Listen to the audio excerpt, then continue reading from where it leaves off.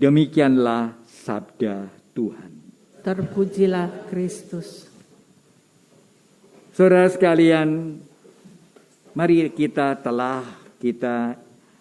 renungkan kembali firman Tuhan yang sudah terbiasa kita dengarkan.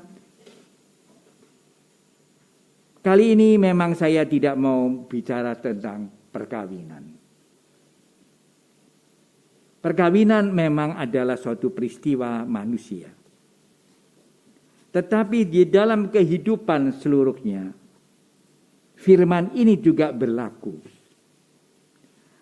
Apa toh sebenarnya yang menjadi dasarnya dari firman Tuhan tentang perkawinan? Yaitu kesetiaan. Kesetiaan itu bukan hanya di dalam perkawinan. Kesetiaan itu ada pada setiap orang yang percaya kepada Tuhan. Hanya bentuk dari kesetiaan itu sesuai dengan panggilan orang itu. Ada orang yang dipanggil untuk berkeluarga. Ada orang yang dipanggil untuk tidak berkeluarga, untuk lebih mengabdikan dirinya kepada Tuhan sebagai biarawan, biarawati, atau sebagai kaum klerus, imam. Dan pula juga ada orang yang tidak bisa kawin karena fisiknya memang tidak dimungkinkan. Itu bukan karena dosa atau bukan karena apa. Tapi artinya setiap orang dengan keadaan apa yang dimilikinya sewaktu dia hidup di dunia ini, dia mempunyai tugas pokok setia kepada Tuhan. Kesetiaan kepada Tuhan itu bukan kesetiaan secara hukum. Nanti kamu berbuat zina, itu soal hukum sebenarnya. Pembahasannya juga secara hukum, mengapa itu berbuat zina. Tetapi sebenarnya yang terpenting adalah komitmen kamu dalam hidup. Semua orang sejak lahir diberi kebebasan oleh Tuhan untuk setia sesuai dengan komitmen. Tahu ya, komitmen. Komitmen dalam bahasa biasa janjimu. Tapi bukan janji, tapi sebagai konsekuensi dari aku mencintai Tuhan. Inilah sebenarnya yang paling penting.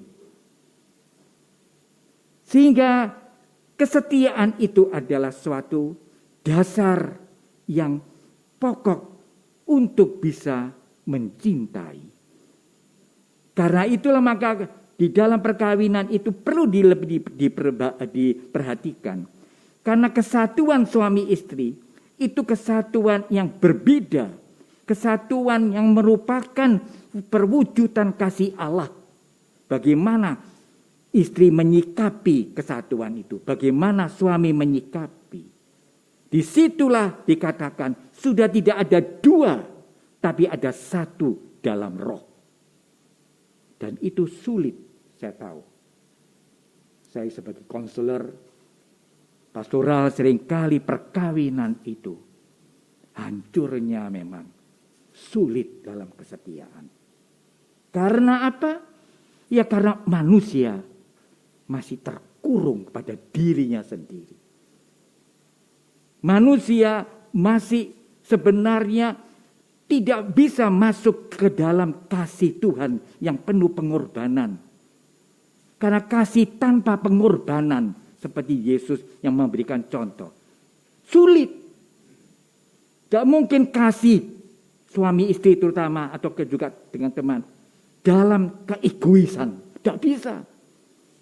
Cari menang-menangannya. Tidak bisa.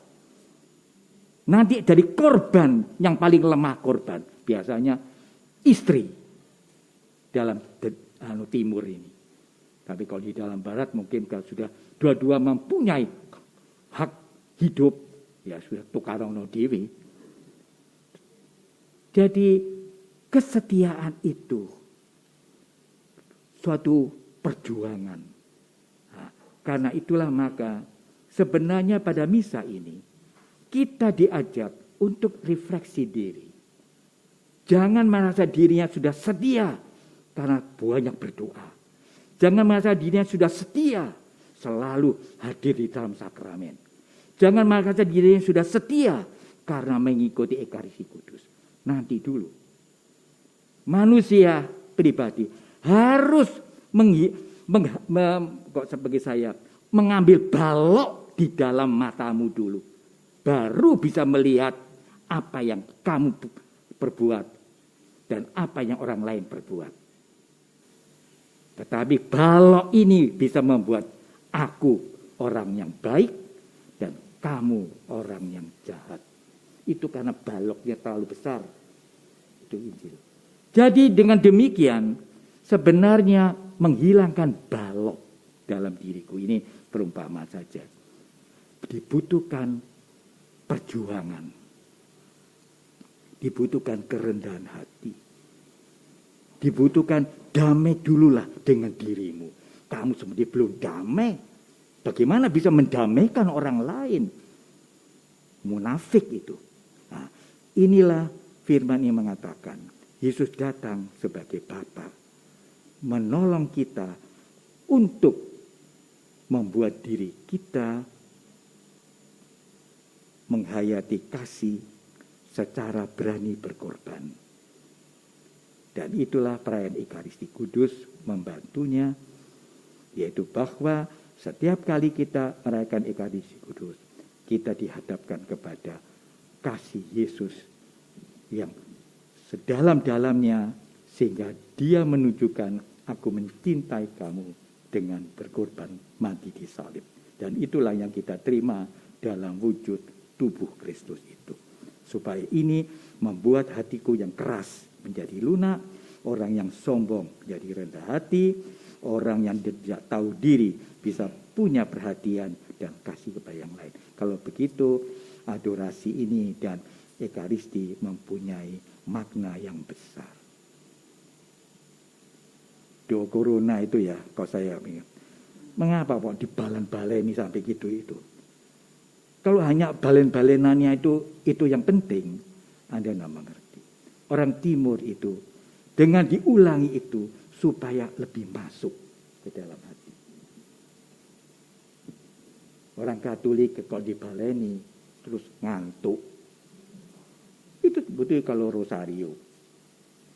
Orang luar sih tidak ngerti ini doa apa. Si dengar Salam Maria mati amin. Sudah pokoknya Salam Maria mungkin begitu lengkapi, tapi yang didengar Salam Maria mati amin. Salam Maria mati amin. Dari apakah begitu suatu doa yang baik? Ya terserah. Bagi saya doa adalah sungguh-sungguh kesatuan aku dengan Tuhan. Membuat aku lebih terbuka. Dan mungkin doa corona ini mengajarkan kita untuk supaya tahu siapa kamu, siapa Tuhan. Kalau begitu ya memang sesuai dengan, tapi otomatis kayak mesin. Ya. Di style Bapak kami yang benar Salam Maria, percaya Salam Maria. Kalau begitu sistemnya, ya kita kekeringan. Maka marilah kita memperbaiki ini, penuh kasih, saling menolong, saling mendukung, dan saling menghormati. Dengan sikap iman ini kita rayakan Ekaristi Kudus. Amin.